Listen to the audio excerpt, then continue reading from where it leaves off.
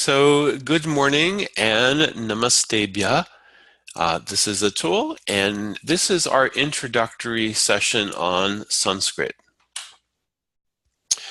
So, I don't know if you saw my message. I wrote a little invocation for that. Avyayam Sanskritam Bhasham Vidyasagara Ratnabhrit Ayurvedani Patyani Dhirastu Vittavantastu Abhyasad Vinayad Tatra Sarvam Chapi Prabudhyante. So may we all learn this imperishable and highly refined language called Sanskrit, which brings us many gems from the ocean of knowledge. In our studies on Ayurveda, the sober person who is a serious practitioner may become realized and deepen their understanding of Ayurveda through the practice of Sanskrit with humility, to receive the knowledge coming from sages and may understand everything related to Ayurveda. So that's our desire. Now, learning Sanskrit is somewhat of a tall order. Let's go through this presentation here and discuss it. So one thing you notice, I greeted you, instead of just saying namaste, everybody knows namaste, right? You see namaste on bumper stickers on the back of Priuses everywhere. Toyota could offer it as an option, right? Although nowadays a lot of us are buying, electric cars, but okay, you get the idea. Namastebhya is the plural form. So te is the singular, unto thee or unto you. Tebhyaha is simply the plural form.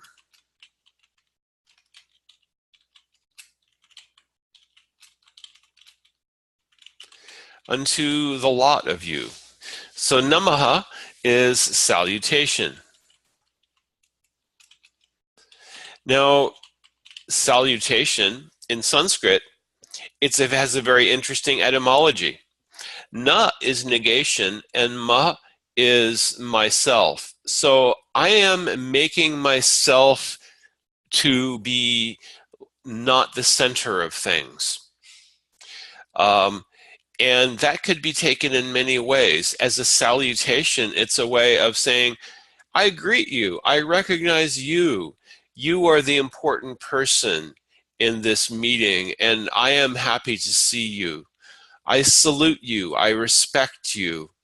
All of these things are implied in namaha, because we have na is not and ma is me. Now, this is the etymology, okay? Nama is simply the salutation. So I can say, namaste, I salute you, singular, and namastebhya, I salute the many of you. So I'm starting out with a bit of over-explanation, but that's something that we just love to do in Sanskrit. So let's talk about Sanskrit and how it is related to Ayurveda. So can you all see this first slide here, the one that says Sanskrit Introduction? I just want to check and make sure that's all showing up. Fantastic. So, what's our reason? Why are we covering Sanskrit? Well, one reason, it's a common language for Ayurvedic terms. Well, Ayurveda is pretty much defined through the Sanskrit language, and it makes sense that it is a common language. So for example, a lot of Western medicine comes from Greek philosophers like Hippocrates, and there's a lot of Greek terminology, a lot of Latin terminology, because doctors have been practicing medicine in many different countries with different primary language for hundreds of years. And so, Latin and Greek terms were adopted as a kind of a common language. And in Ayurveda, since Ayurveda has come from India, it has come specifically from sages in India, it really does make sense to use Sanskrit terms for the common language of Ayurveda. Now, Sanskrit also carries very specific multi-layered meanings, and sometimes it's difficult to translate them succinctly. So for example, let's take a very simple basic word like Agni. Now, what if I said Agni means fire? Okay, that gives you a rough idea, because what is fire? Fire is an interesting thing from the perspective of chemistry. Fire is really a type of chemical reaction that's happening. Something is being transformed, it's being consumed, there is a combustion, there's a combination of oxygen with fuel, and there are some waste byproducts that are being produced. Well, all these things are happening in Agni. But really, Agni has additional connotations. And when we talk about, for example, if we were to say every time we were going to say Jataragni, we said the belly fire. Well, that doesn't really get the message across quite the same way as Jataragni. Jataragni has a very specific meaning in Ayurveda. And I am using a system called Harvard Kyoto here, where some letters are in capitals. Those are the ones that would have a diacritic, because I'm not really set up to just type in the diacritics on the keyboard. Anyway, so Sanskrit terms often have many layers of meanings. And when we learn these Sanskrit terms, hopefully you are also learning these multiple layers of meanings, and you can associate them with these Sanskrit words.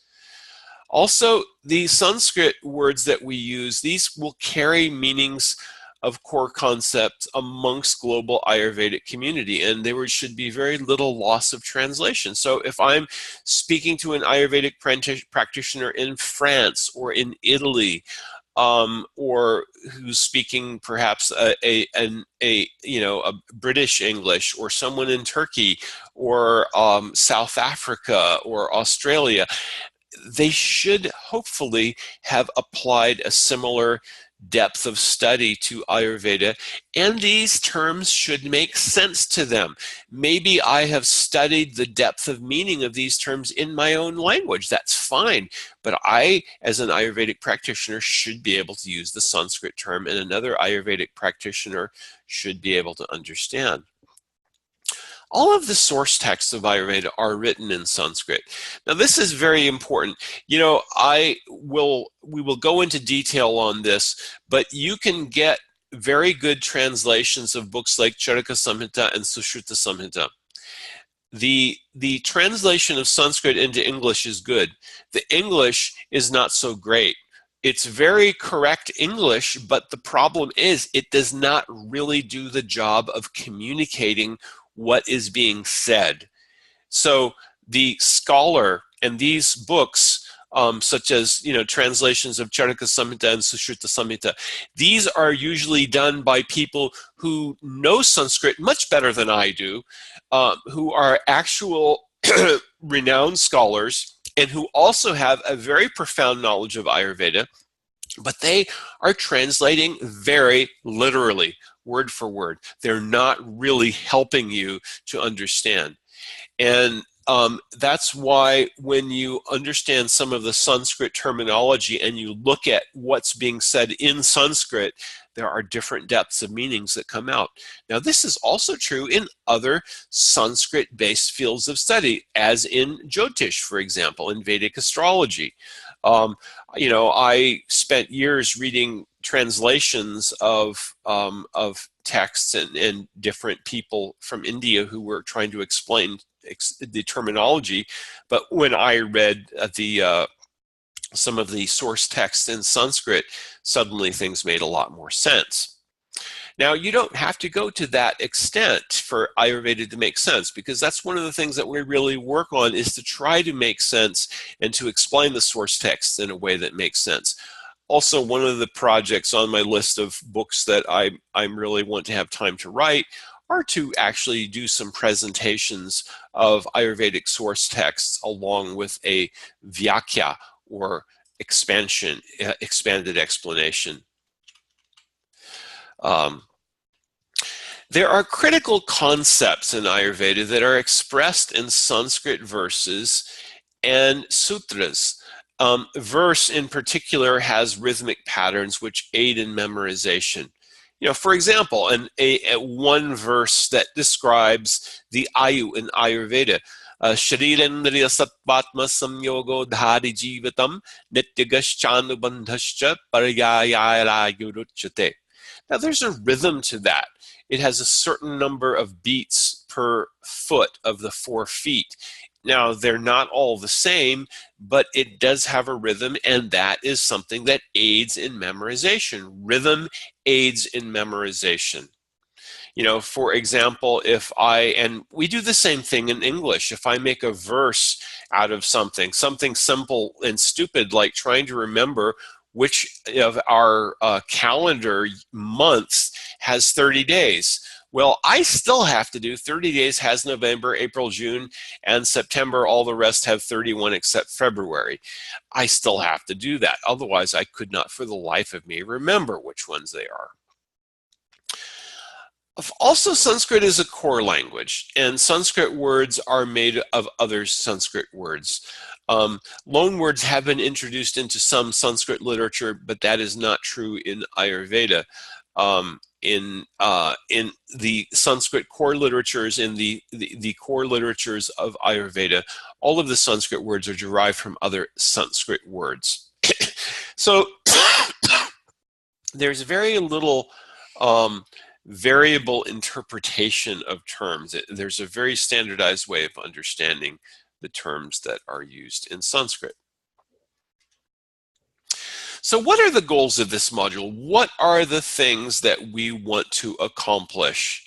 And I know some of you might be just feeling a little trepidation. Are we expecting you to, learn Sanskrit grammar and so forth and compose verses? We're going to spend about 50 hours total between the lectures and between discussion and so forth. If we were going to properly cover Sanskrit, it's really a 2-year college course. And when I say 2-year college course, I mean a very serious 2-year college course.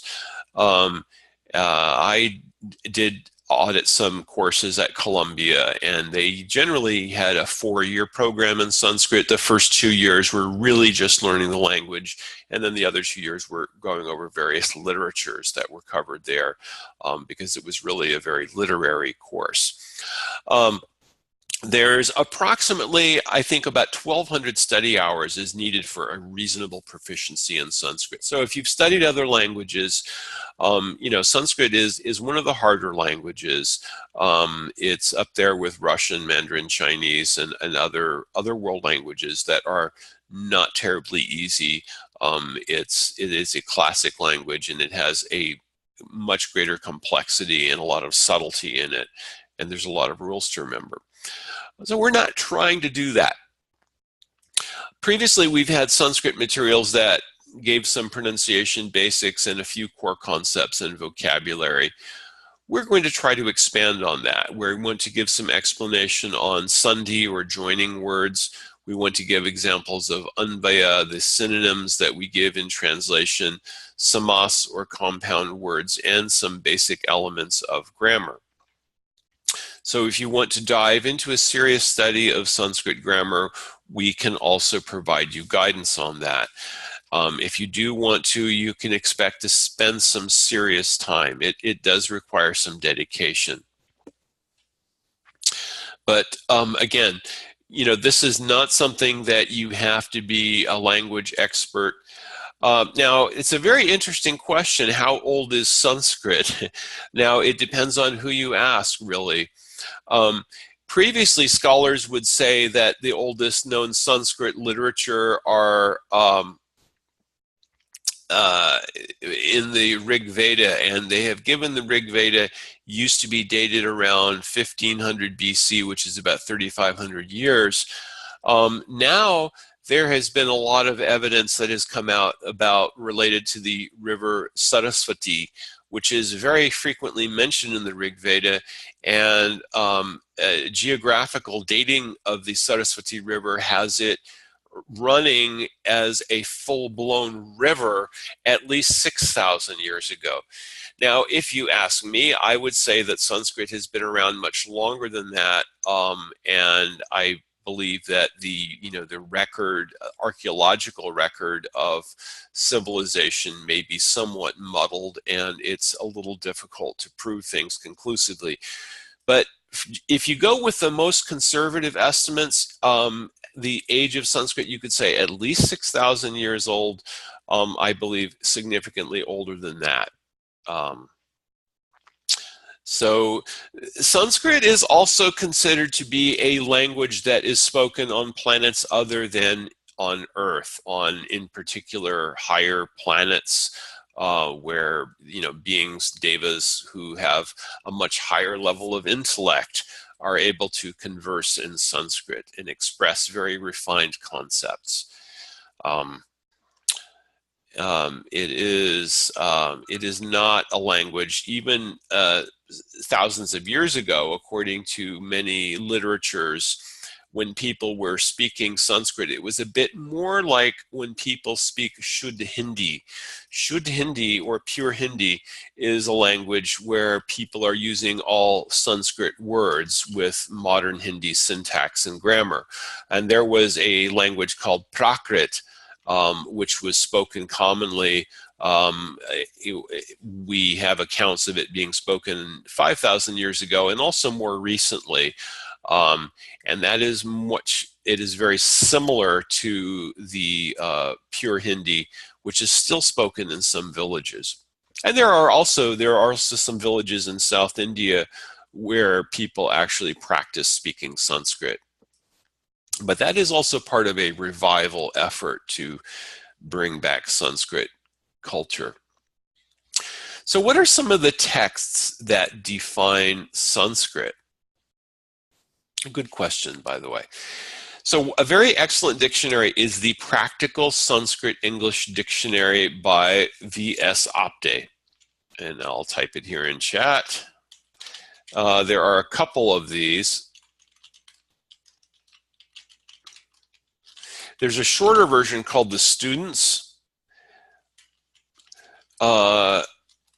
This one is about 1,100 pages, and it's a large format book. And it has variable print quality. It was printed in letterpress in the early 1900s. You would need to learn to read Devanagari script. Let's take a quick look at Devanagari script and what that looks like. Here we go. So this is Devanagari script. This is what we call the Varna Krama. This is the most common way that letters are represented. So a, I, u, ri, ri, e, o, ao. And there's actually a kind of a grid layout. So you would have to learn to read this Devanagari script to use the V.S. Apte dictionary. But I highly recommend it.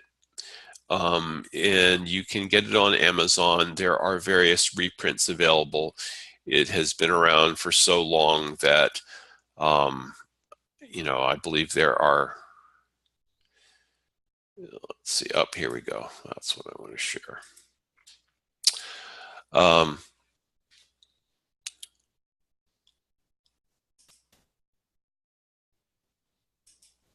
Okay. But it has supplements on prosody, etc. And this is my go-to dictionary for Sanskrit. It's fantastic. I like it much better than other ones, such as there are a few other classic era dictionaries. M. Monier Williams, I have that also. It's a good, well-researched, thorough dictionary, but I do not like it as much as the Apte's. There are many self-study books that are available, many books. There are also books that are meant to be used as textbooks in advanced high school or college study. My personal favorite for recommendation, and this is only if you want to get into a serious, and remember what I said, think of it as basically a 2-year study.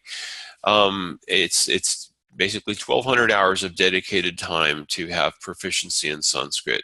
I recommend Antoine's Sanskrit Grammar for High Schools. It was originally published in 1920 something, and it is currently in the public domain. So we do have the PDF available, so you can download that and you can print it. There's also a traditional Sanskrit grammar. It is defined in a book called the Panini Vyakarana. It is well over 1,000 years old and is written by someone named Panini. And it's a very difficult way to learn Sanskrit. It's all based on sutras, and you learn sutras that define the language itself. If you've studied computer science, it's kind of like learning a computer science language that is implemented in itself, and it has a boot up. But I really recommend Antoine's. Antoine's takes a fairly easy approach, and it starts you out with some vocabulary, and it starts spoon feeding you with grammar, and it immediately gives you some practice. And you get a little sense of accomplishment. Wow, okay, I actually could read and write a Sanskrit sentence in my first lesson. And that's a good thing. So I like that. This is how I learned Sanskrit. I learned through Antoine's Sanskrit Grammar. It comes in 2 books. There's book 1 and book 2. Book 1 is fairly short. Book 2 is much more in-depth and difficult. And I'd say altogether, it's a good 2 years of study. You can do it in less. I did that in about 11 months, but generally I would give yourself 2 years to do that.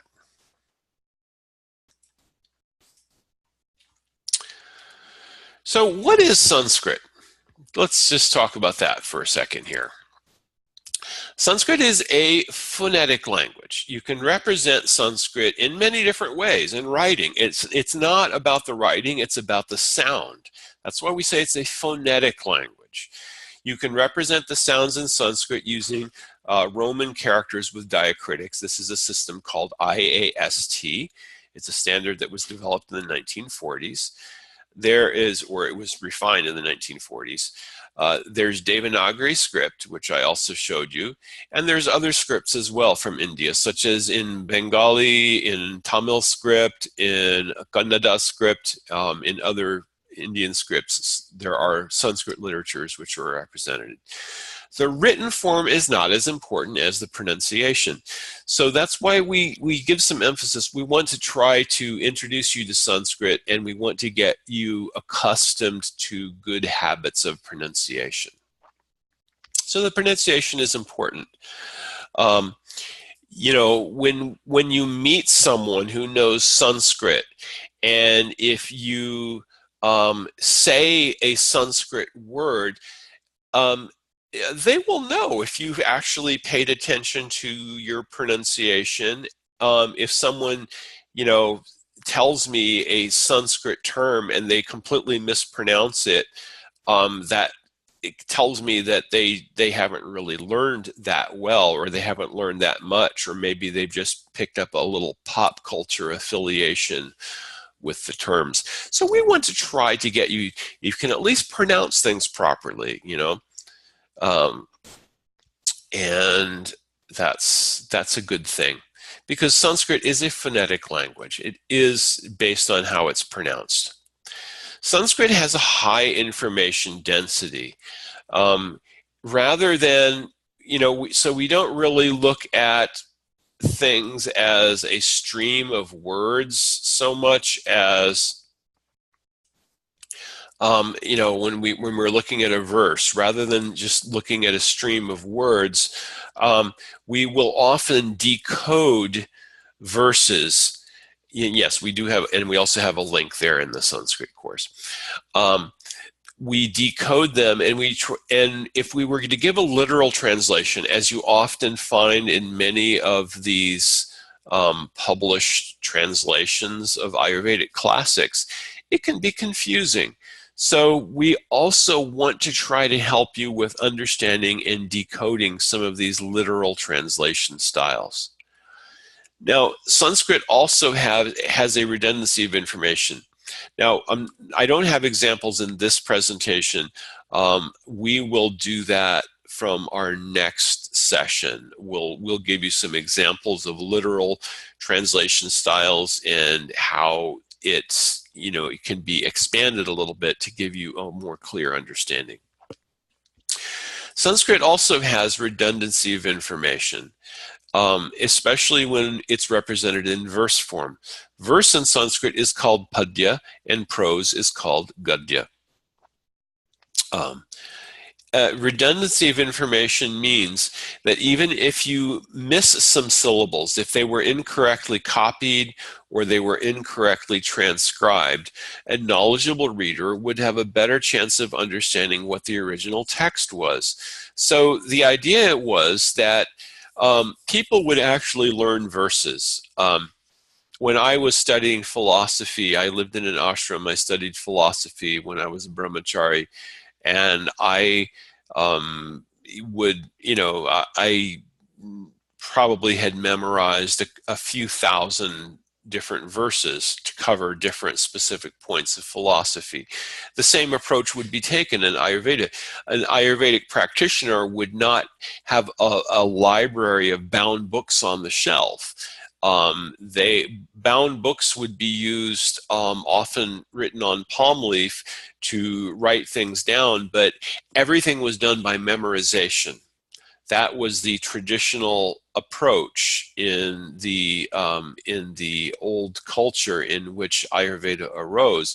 People would learn verses. So someone would compose a verse to give some essential point of knowledge, and the student would learn the verse, memorize it, and then be able to explain it. So it's kind of, verses are like very condensed codes that pack a lot of information in a way that it's fairly easy to remember it, and then when you repeat it, you can explain the meaning and unpack that very dense meaning. So the information redundancy part means that if there's a little error in that verse, it's kind of like what we do in computer science. We can put redundancy codes in that allow us to reconstruct if there's a little tiny bit of something that's missing. Sanskrit actually has that built into it, which is actually a very cool thing from the perspective of someone who studied computer science and also Sanskrit. It's a wow kind of moment when you realize that. And the Sanskrit name for the language is Sanskrit, and I'm giving the representation using IAST diacritics. So you'll sometimes see me referring to that. IAST is the Indian well, it has Indians and standard in it, and I forget what the other parts of it are. But anyway, this is the system where we put a little dot over the M and a little dot under the R to make it but Sanskrit is the language. That's the Sanskrit name for the language.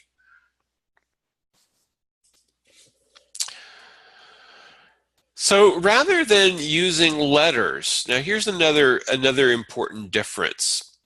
Rather than using an alphabet with letters, we use the syllable. The syllable is called akshara. The M is simply nasalized, so the thing is like It's just that's all that it is. Sanskrit. So it is like an but it's more nasalized. So Devanagari is the most popular system for representing Sanskrit, and it's based on syllables. The syllables are composed with ligatures. We'll get to that in just a minute. The arrangement of syllables in Devanagari goes according to the parts of the mouth used for the consonants, which are arranged in rows and columns. The columns represent hard unvoiced, hard-voiced, soft, unvoiced, soft-voiced, and nasal. Let's take a look at that.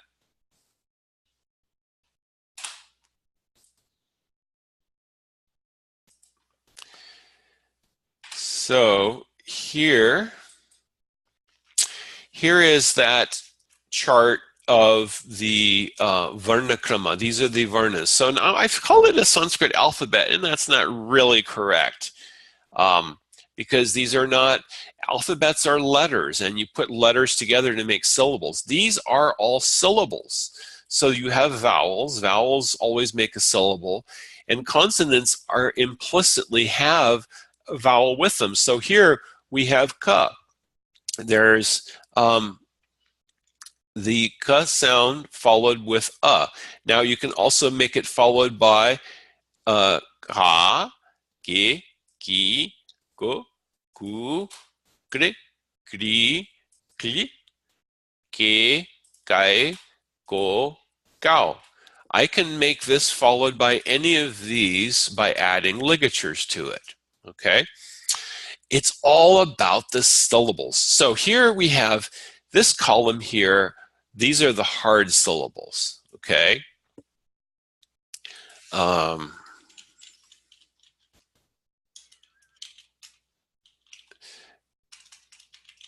Hard with no breath. And then you have in the next column, you have hard with breath. And then the next column, so that's ka. And then the next column is soft, no breath. And then you have soft with breath. And finally, you have the nasal. So these are the 5 columns, and then you have the rows going down are the different parts of the mouth. So you have the velars. These are in the back, or they're also sometimes called gutturals. They're in the back of the mouth. Ka, ka, ga, ga, nga. Your tongue is touching the top of your mouth all the way in the back. You have your palatals. This is with the tongue going against the soft palate. Cha, cha, ja, ja, nya. And then retroflex. This is the tongue going against the alveolar ridge behind the top front row of teeth. Ta, ta, da, da, na. And then you have the dentals. This is the tongue going against the tip of the teeth. We're going to go over this in more detail, but I'm just pointing out the way that the syllables are arranged for now, how they go in rows and columns. The dentals, these are a little softer than we're used to. Ta, ta, da, da, na. The tongue is against the tip of the teeth. That's not typical in American English, at least. The labials are formed with the lips. Ba, pa, ba, ba, ma. Semivowels, ya, ra, la, va, they are all related to consonants. I mean, they're all related to vowels, such as I, U is related to va, I is related to ya, re is related to ra, and li is related to la. And finally, the sibilants and the one fricative. Sanskrit has 3 sibilants. There's sha, the S with an accent over it. That's halfway between the sha, which is like our normal push, and sa, as in serpent. And then there's sa, of course, which is the simple serpent sibilant hissing sound. And sha is sort of halfway in between. So it's a kind of a subtle difference. And ha, of course, that's a simple fricative. Ha, ha, ha, ha, ha. Very easy. Okay, so that's the, those are the syllables.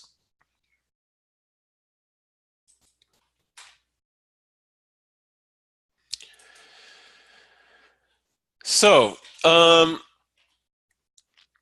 the arrangement of the syllables goes according to the parts of the mouth. So we just covered that. The consonants are called vyanjan, and each consonant has an implicit vowel. So remember, I showed you that we have ka. If we wanted to have a just ka, with nothing after it, we have to actually remove the vowel. It has an implicit vowel in the syllable. It's very similar to Tibetan. Also, the Thai alphabet also uses syllables. Another one that uses syllables is Hangul. Hangul is a script that was invented around, I think it was somewhere around 1500 AD. For the Korean language, and it's also composed. It also uses ligatures to modify syllables. So there are quite a few. There are quite a few Indian languages that are derived from, and Tibetan is, when I look at Tibetan, I can recognize it and I feel like I can almost read it, but I haven't really studied it, and it does have a lot of similarity. Vowels are called swara, and there are, of course, the 4 semivowels, the 3 sibilants, and the 1 vocal fricative, ha.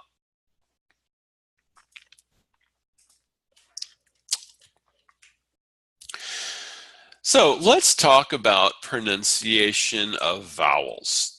Now, so now we're diving into some pronunciation. Let's see, what's our time looking like so far? Yeah, so we're going to go over this and then we're going to just take a 2-minute break. So we've got a break coming up just after this. I like to have a break after 45 minutes. We're going to try to go we're going to go a little bit over an hour today total. So the pronunciation of vowels, one of the key differences between American English and Sanskrit, and Sanskrit has this in common with most Indic languages. The vowels are simple vowels, and the pronunciation varies. It's not the same as we might be used to in American English. What do I mean by that? So there's 10 swaras, and they come in pairs of long and short. A, I, U, Re, Ri, Li. So these are all simple vowels. So when I say there's no change in the position of my mouth while I pronounce it. When I say ah, it's like I'm opening my mouth and saying ah. I am not moving my mouth while I pronounce it. Now this is different from the English ah. So if I say law, for example, the English word law, the ah sound in law is a diphthong. We are changing the position of your mouth. Now go ahead and say, go ahead and just say this out loud, and I'm not going to unmute any of you or anything, so you can just say it as loud as you want. Say law, ah. Now try saying ah. Try saying la. And when you say ah, make it like the dentist tells you, open your mouth, or the doctor says with the tongue depressor, says open your mouth and say ah. Ah. Well, I'm opening my mouth. I'm opening my mouth, and I'm not closing my mouth. I'm not changing the position of my mouth, and I am making a good old Sanskrit ah sound. So try saying that. Now say la with the L instead of saying the ah sound. Say la.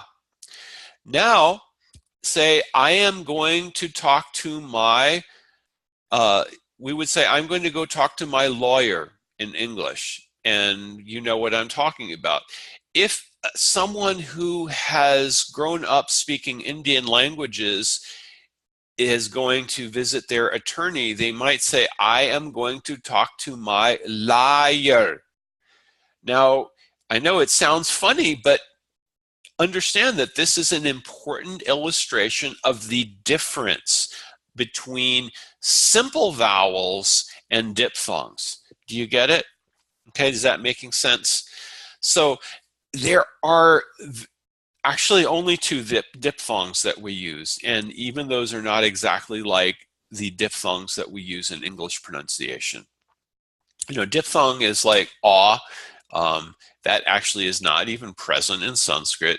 The only two diphthongs we have are I and ao. But to start out with, ah. Now try to say these along with me. I'm going to go through them very slowly. And try to keep your mouth in the same position as you say these.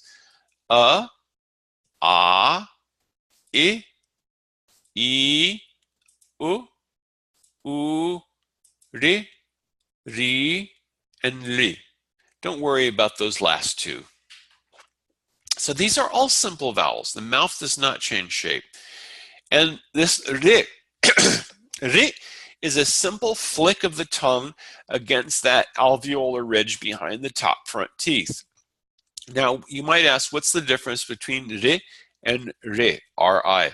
We can talk about that later, but for now, just remember it's a vowel or a swara. It's not a consonant. And that's kind of an academic distinction, but that is what it is. That is how it is defined in Sanskrit. Don't worry about ri. You'll almost never see it. You don't have to worry about trying to pronounce it, and it's a little bit of a tongue twister, ri. The long versions always have the macron over them, and they are all twice as long as the short. So goes with the long version, ah. It has this macron or line over it. I goes with e. It has a macron or line over it. U goes with u, which has a macron, and so forth. And let's see, there should be the pronunciation chart on the next one. Okay. Now, this is the interesting part. So we talked about the simple vowels. Now, there is the A in Sanskrit, which we use the Roman letter E for. Okay, so we are going to take a short break. I'm pausing the recording, and we're recording again. Okay, so I want to draw a little diagram here. Where's my drawing tool here? Yeah, that's what I want. Okay, so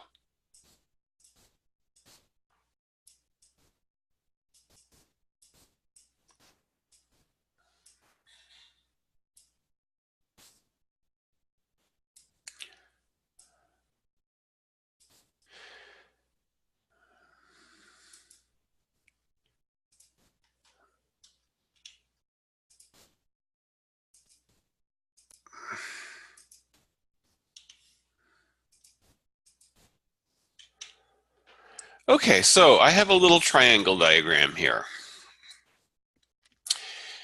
And I want to talk about the sound A in Sanskrit. Now that's represented by the Roman letter E. And the sound is A. It's not really like the AY in hey. Because why? A is a diphthong. The mouth is changing position. A in Sanskrit is not a diphthong. It's not a simple vowel, it's a combination, and we're going to cover going over that. Okay, so start up here at ah. Your mouth is open like you're saying ah. And then go to I. E. E is kind of like you're grinning. Your mouth is spread a little bit, and you're saying E. Now, if you slide between ah and E, and then stop in the middle, I, E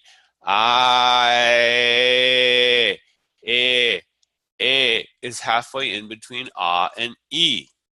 Okay, so when you pronounce A, your mouth position does not change. This is also true of ah, and that's not like the ah in law. And then I get back to my little joke about, if someone says, I'm going to see my liar, it sounds a little funny.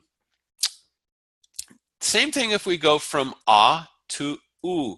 Now, oo, your lips are pushed forward like you're blowing out a candle. It also, your mouth position doesn't change when you say oo.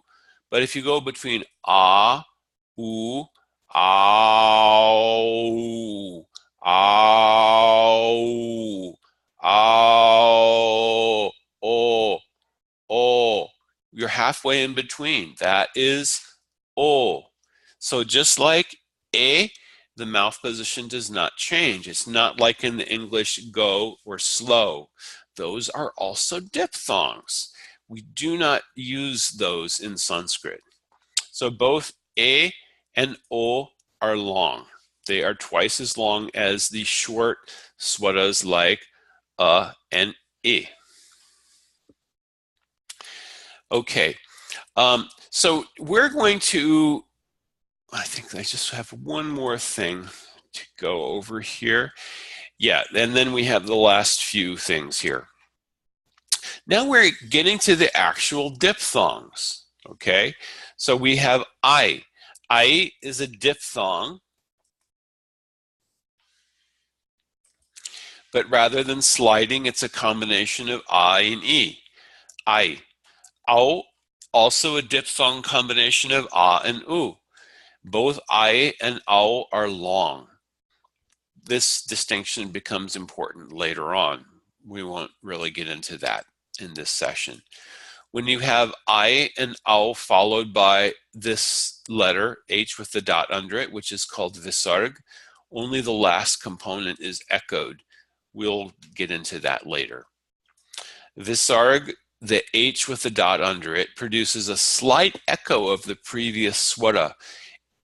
Sometimes if it comes anywhere other than at the end of a line, it produces a short glottal stop. Anuswar, or the M with a dot over it, is a simple nasalization. Some Sanskrit scholars treat this more as a nasalization of the entire syllable, like the N in the French bon. And this is also, incidentally, how modern Hindi handles it. We usually treat it like a short mm. So it's a simple nasal, not a full-on nasalization. And then we have the consonants.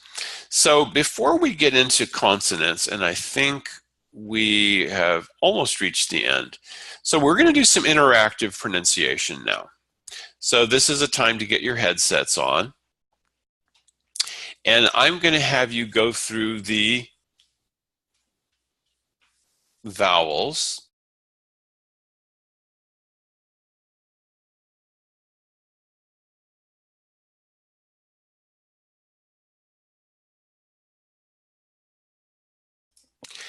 Okay, so I'm going to have you go through the vowels, and just starting with these simple vowels. A, I, U,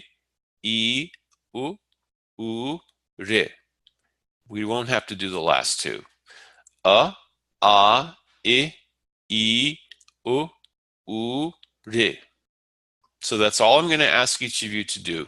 I'll do it once and I'll call you by name. I'm going to unmute you all individually and do it. So we're going to go in alphabetical order, so there's no surprise. And I will start with Ashley. Are you able to do that? Yes, there you go. So I'm going to say it first, and then just you can say after me. Ah, I, I, E,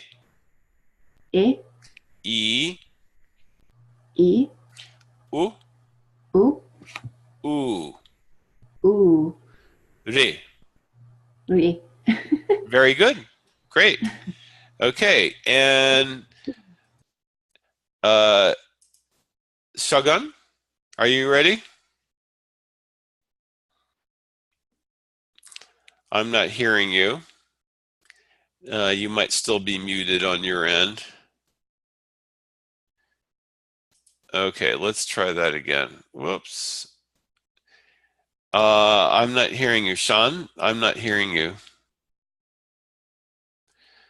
Okay, let's come back to you when you're ready. Yeah, that's fine. So we're going to go on Connor. Oh, Yeah, go uh, ahead. I know you can just do this on your own. yeah. Re. A, U, re. And then the last one is like re. That was the hard one. Re. Yeah, it is. It is a hard one. Okay, that's good. Great, thanks. And Danica. A, E, I, U, ri. Yeah, that's good. So this one, this is ah. Say A, ah. A. There you go. Yes, that's correct. Okay, great. Thanks. Mhm. And Morgan. Okay, there you go. Um, I'm not hearing anything from you yet. A, A, I, U, re. Okay, so we'll see. We can try getting back to you. Okay, no problem. I'll leave you unmuted and see. Olivia is in a library. Patricia. Can you hear me? Yes, I can hear you. Okay. Uh, Oh, sorry. I,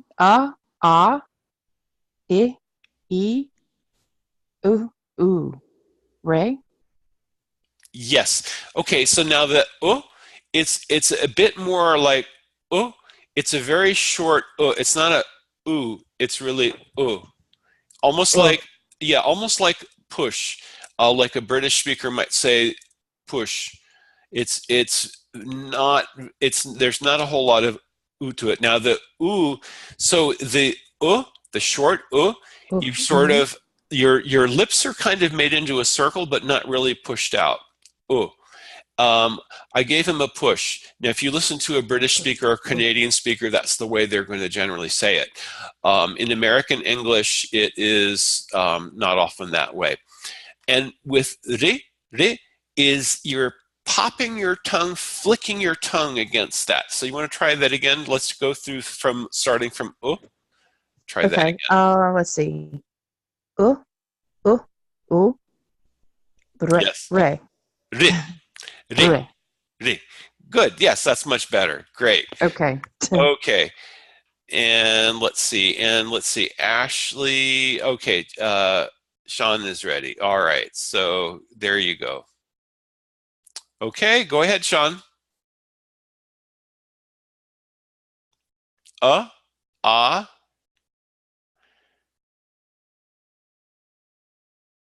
Okay. We are not hearing you. Maybe something else is muted on your side. Okay. Ah, Yeah, excellent. now I got you. Okay. A, A, I, U, ri, L. That's good. I, Yes. I, That's good. So the re, now you did the re as a re, you did a little bit of a trill there. If you can do a single trill, then you'd have it exactly right. oh, yeah, understood.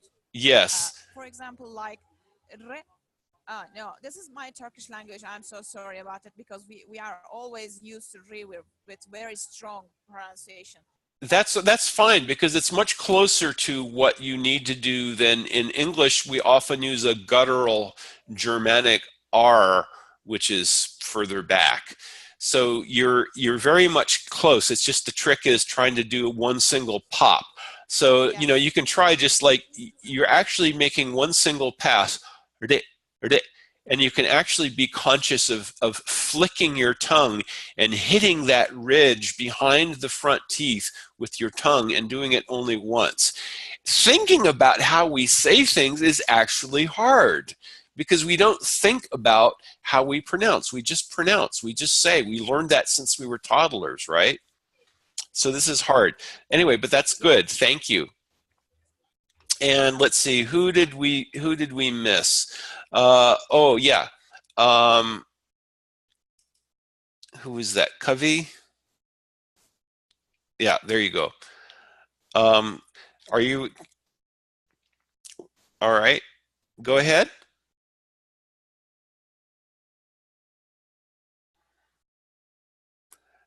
Okay.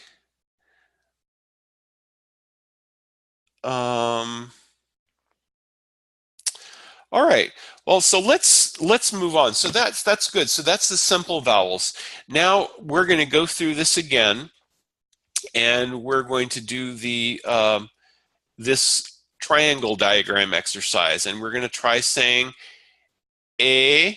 We're going to say a, e, a, and then we're going to say a, u, o. Okay. So that's what we're going to do. We're going to do a, e, a, and then a, u, o. Okay. So let's see. Morgan, I still have not heard anything from you, so I don't know if you are there or not, or you were having trouble with your mic. Let's move on to Ashley. Hello. Yes, hi. So, a, e, a. A, E, A. Good.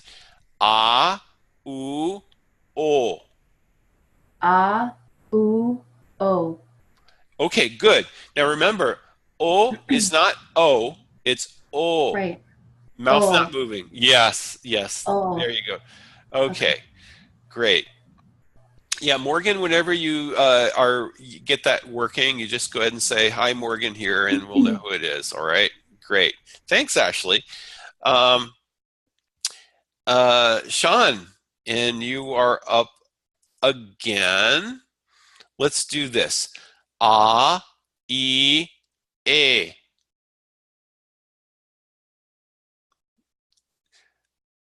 Okay. A, E, A. You may still be muted from some other place.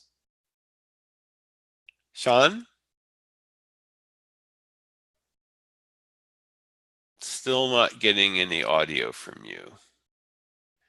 All right, well, let's move on. Let's see. Let's go to Connor. Connor. A, E, A. A, E, A, A, U, O. Good, great, thanks. Danica. A, E, A. A, E, E. A, U, O. A, U, O. Okay, well, that sounds very natural. Thank you. And let's see. Olivia's in the library. Patricia. A, E, A. A, E, A. Yes. A, remember, you want to try to keep your mouth still, not changing position. A. Okay. A. Yes. Yes. Like you're saying egg, kind of. It doesn't really have an equivalent. It doesn't really have an equivalent in English. It's I'm trying to think. I can't even think of any European languages that have an equivalent to that Indic language. A. Oh, right. Yes. Actually, okay, you get that. And you know you can spell Canada with 3 letters, right? Okay. So, and then a, e, o, a, u, o. A, O, O. O, yeah. O. O, yeah, that's right. Yeah, it's Okay. like regular O, just not moving your mouth. And okay, and we're gonna try Sean again. You want to try that? Sorry. Great. Yes, please, possible. Okay, A, E, A, A. A, E, A. Yes, except that's e. You're not moving your mouth. Yes. E. A, E, A. E. Yes. And then a, u, o. A, U, O. Oh, yes, good. Okay, that's great. All right. Oh, thank you. Okay, so now we're going to move on. And let's see.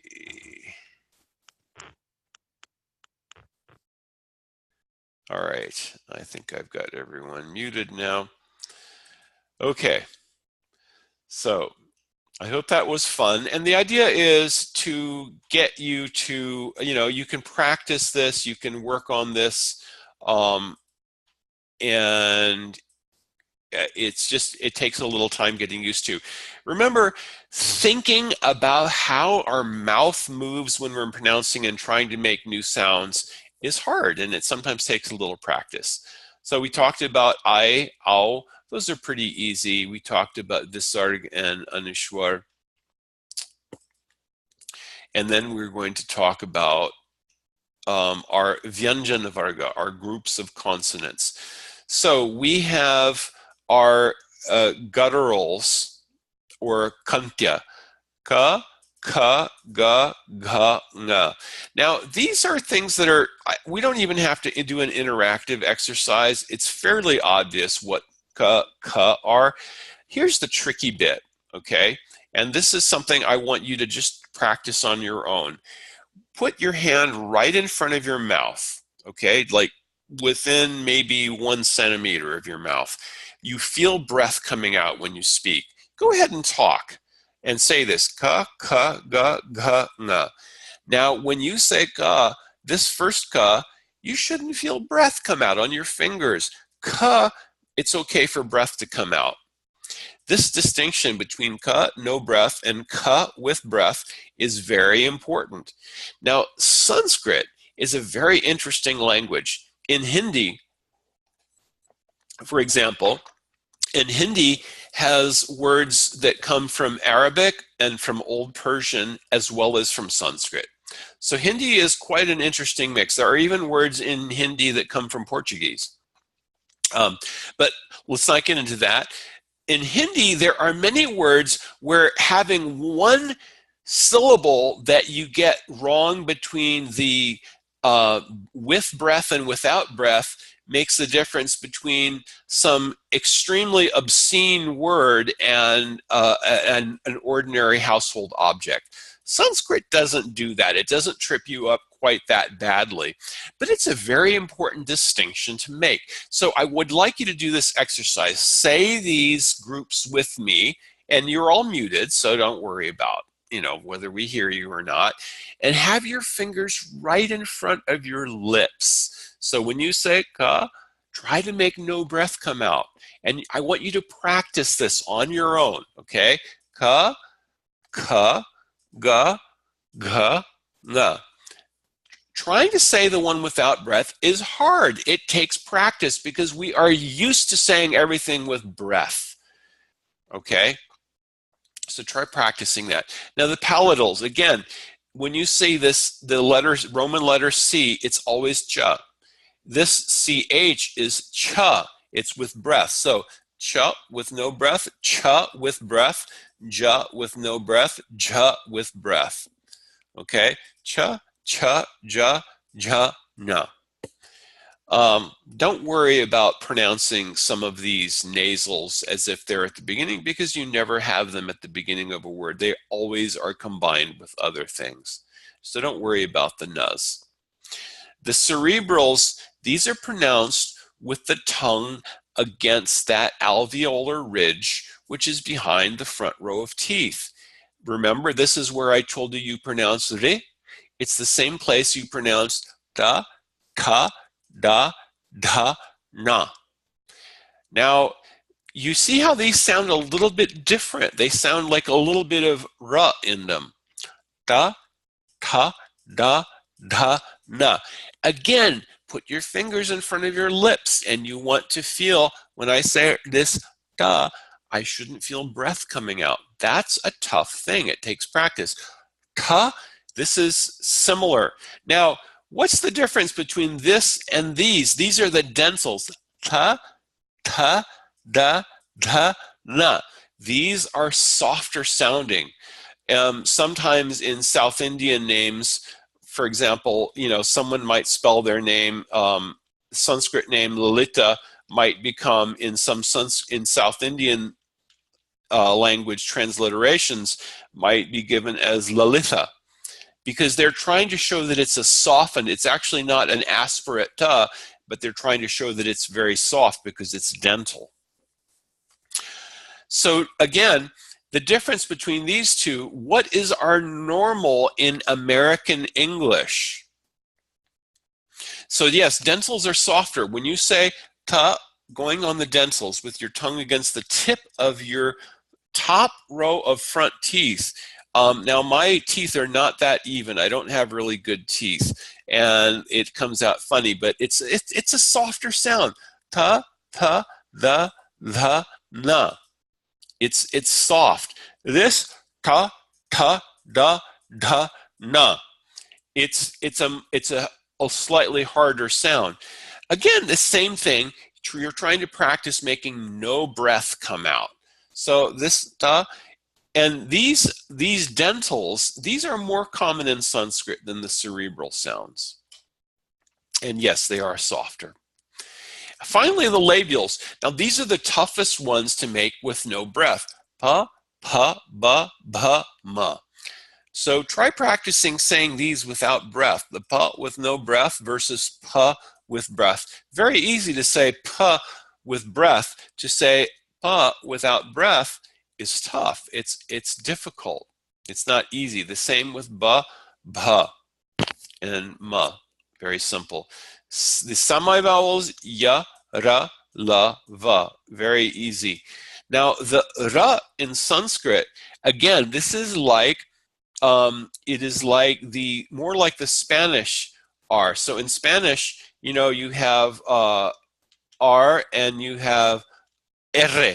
So you actually have a doubled R is actually a separate sound in Spanish. And it's like that R in Turkish that you were talking about, Sean, where you have the trill. The ra is a single trill. That's all that it is. It's a single trill. It's like in Spanish, it's the Spanish in pero for but, which if you said pero, it would be perro, it would be dog. So, Spanish is a language that makes the difference between a single trill and a lengthened trill. Perro, perro. But we don't actually have that trill in Sanskrit. It's ra. Now the sibilants, we have sha, sha, and sa. Now sa is like the s in serpent, very easy. The sha, the s with the dot under it, this is like shut and shut the door. That's also very simple. There's not much to be said with that.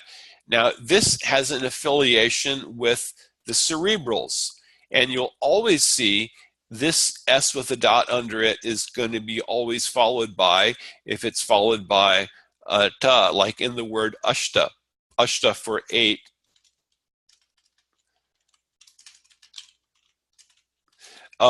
Is S with a dot under it followed by T with a dot under it. Now the odd one here is sha, the S with an accent over it.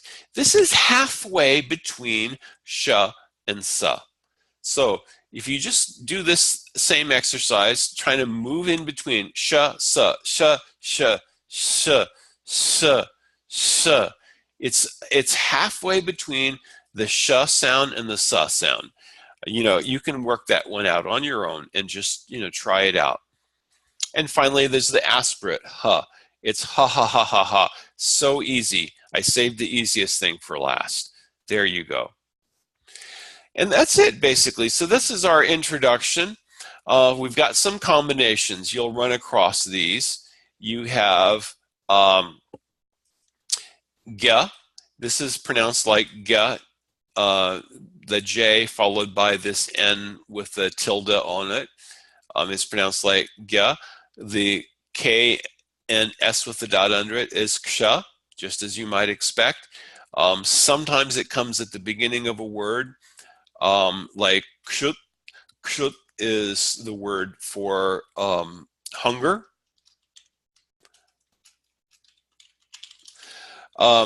More often than not, you might have something where it comes in the middle. Akshara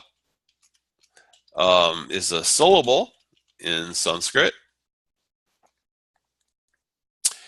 And I think that is it. Now, I do have a web page here. If you go to nayaayurveda.com Sanskrit-resources, I have tried to put some things together there. It is still in the process of, getting things added to it. I update it periodically. And let's see. I'm going to close this.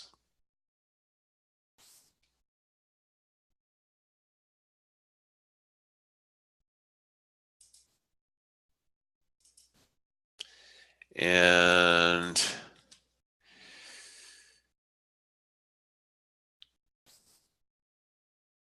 here we go. This is one of the links that I have here. This is a thing that I use to take the Harvard Kyoto encoding and translate with diacritics, or I can do it in Devanagari. That's just one of the useful links that we have here. This is the page, the Sanskrit resources page, and I've got the comprehensive pronunciation guide, which is still in progress. I've got some tools for e-publishing. I've got a list of diacritics, so if you want to just copy and paste some of these, you have the lowercase and uppercase version of all the Unicode diacritics that we use. And that's it, basically. So thank you very much for following along. I hope you had fun, and I would like you to practice with some of these pronunciation exercises. And if you do decide that you want to pursue a serious study of Sanskrit, you are certainly welcome to do that, and I'd be very happy to help you with guided self-study. And please practice these things. In our next session, we're going to go into some of the examples of literal translation versus expanded translation to help you gauge the scope of sometimes what you'll deal with in reading Ayurvedic texts. Any questions at this point? I'm going to just go ahead and stop the recording. And I think that Manju is going to be doing some, covering some other material. But that's it for our Sanskrit presentation.